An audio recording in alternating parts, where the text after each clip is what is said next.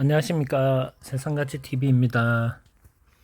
이제 추석을 앞두고 이제 그 친지들이나 가족들과 일단 즐거운 시간을 가질 수 있는 연휴가 곧 시작되는 것 같습니다.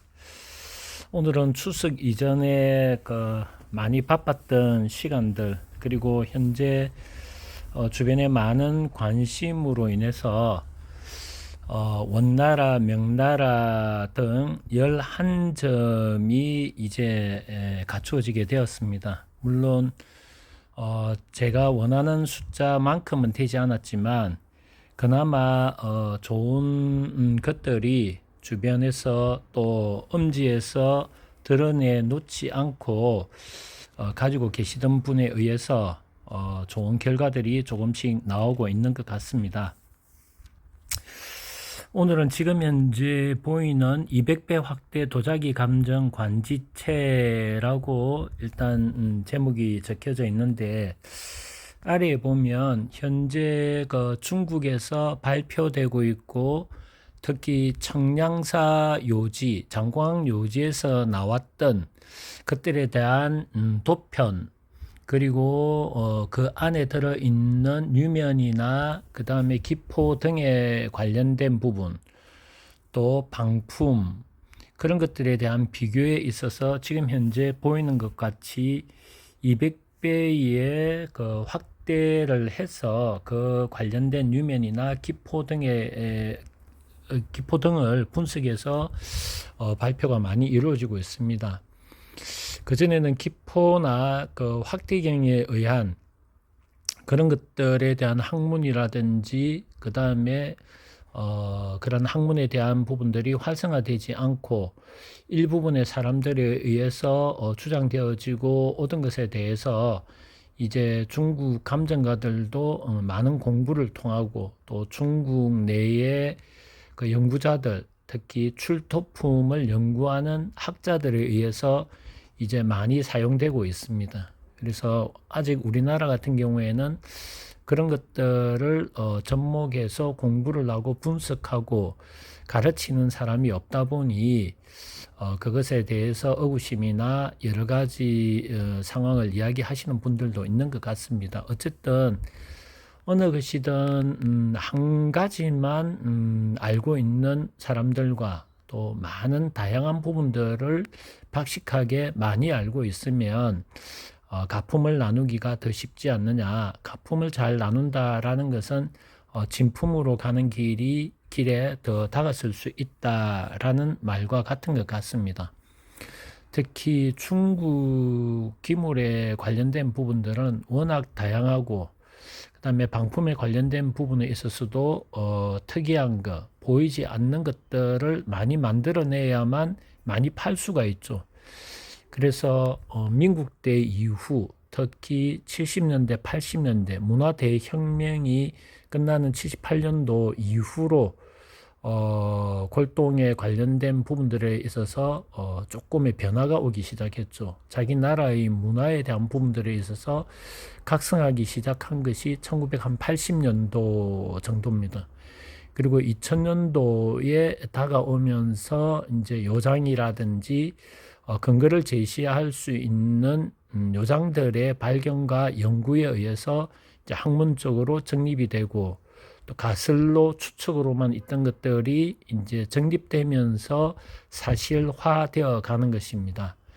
예를 든다면 원청화가 없었고 명나라부터 청화백자가 있었다라는 것이 현재는 이제 원나라 청화부터 시작한다. 물론 청화라는 그 자체는 원나라뿐만 아니고 그 이전의 시대에도 있었다. 단지 단순하고 색상에 대한 부분, 원시적인 청화가 일어났던 시기는 언제였다라고 이야기를 하고 있습니다.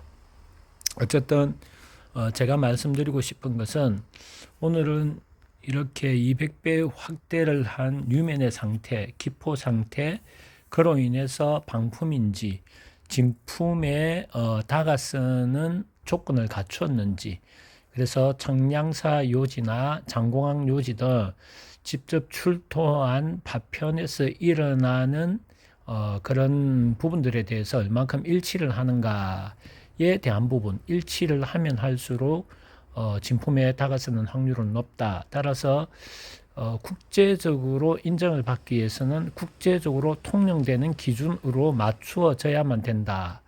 자기 자신이 아무리 맞다 하더라도 그것은 큰 의미가 없다.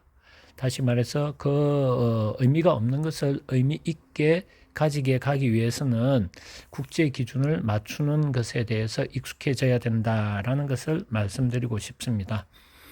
그리고 오늘은 대명 선덕연제의 관지, 진품 관지만 뒤에 보여드리고 또 그 관지를 적을 때의 그 서체, 특히 한자지 않습니까? 한글이나 영어가 아니라 한자로서 적어지는 그 서체에 대한 부분, 그리고 그것을 늘 갈구하고 닦았던 사람들의 서체, 지금 현재도 글씨체가 아주 정체로 잘 적는 사람도 있고 또 악필이라고 이야기하는 것처럼 필체가 좋지 않은 사람들도 있습니다.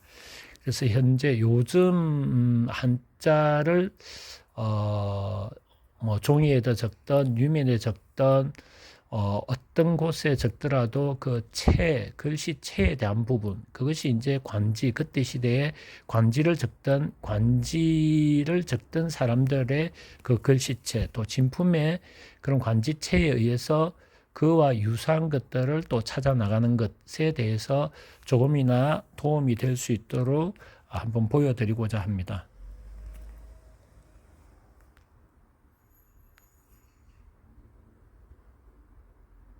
과거에는 이제 붓으로 적었겠죠. 그래서 조금 있으면 이제 붓도 보여드리고 여러 가지 현대에서 지금 적고 있는 필체에 대한 부분들을 한번 보여드리도록 하겠습니다. 이것은 동영상을 제가 체크를 해서 또 필요한 부분만 발췌를 해서 보여드리고 있습니다.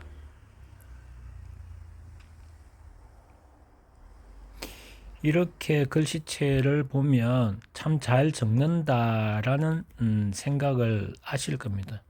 그런데 이렇게 글씨체를 적을 때 이 글을 쓰는 사람은 많은 시간을 가지고 이렇게 적었을 겁니다. 연습도 하고 또 글의 형태라든지 그 다음에 전체 면적에서 일정한 간격으로 적는 또 순서 또 체, 이것은 잘 변하지 않습니다.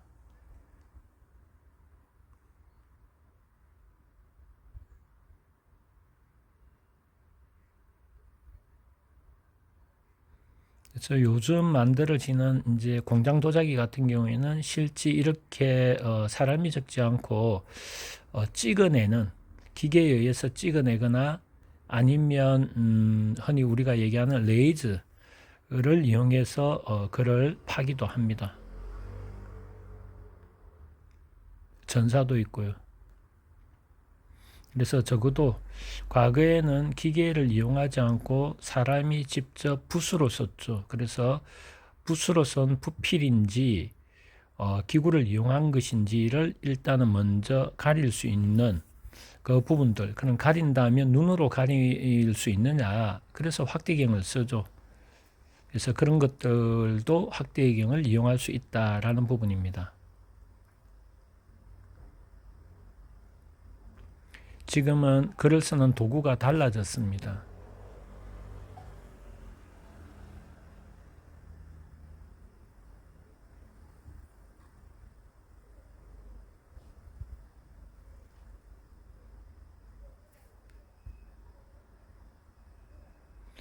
지금은 우리나라 한지와 같은 곳에 지금 부필로 쓰고 있습니다.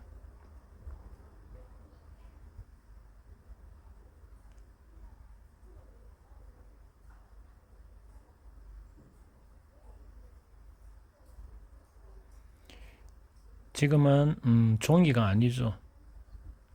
면 자체가 지금 다른 것입니다. 그리고 부필로 쓰고 있습니다. 그래서 굽는 시간도 다르죠. 먹물이 면에 흡수되는 시간도 달라질 것이고요.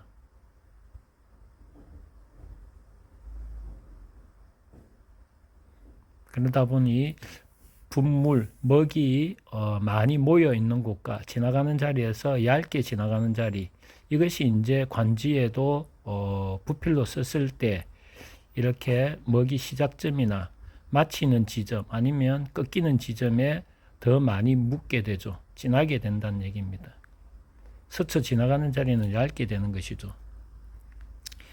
그래서 현재 지금 진품 도자기, 대명 선덕연제의 진품 도자기의 지금 관지입니다.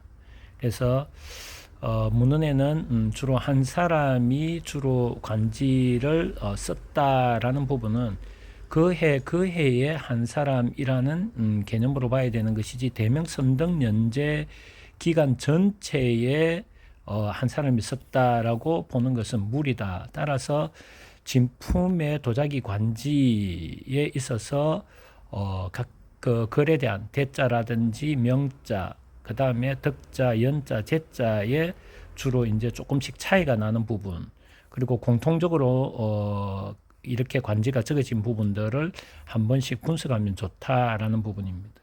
참고로 10개 정도 남짓 한번 보여드리도록 하겠습니다.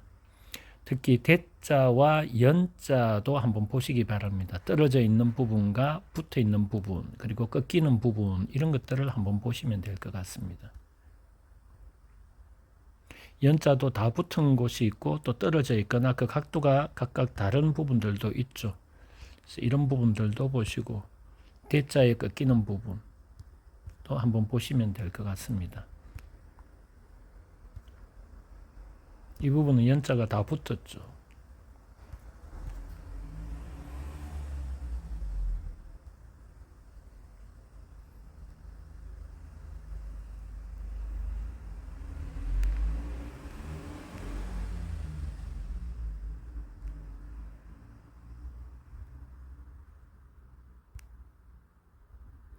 그래서 처음 도자기에 입문하시거나 또 관지에 관련된 부분에서 좀 더 공부를 하시고 싶은 분들, 또 이게 대명 선덕연제라 하더라도 성화시대라든지 아니면은 청나라 때도 민국 때도 방품을 많이 했습니다. 그러면 이 관지와 비슷하게 주로 만드는 경우도 많았겠죠.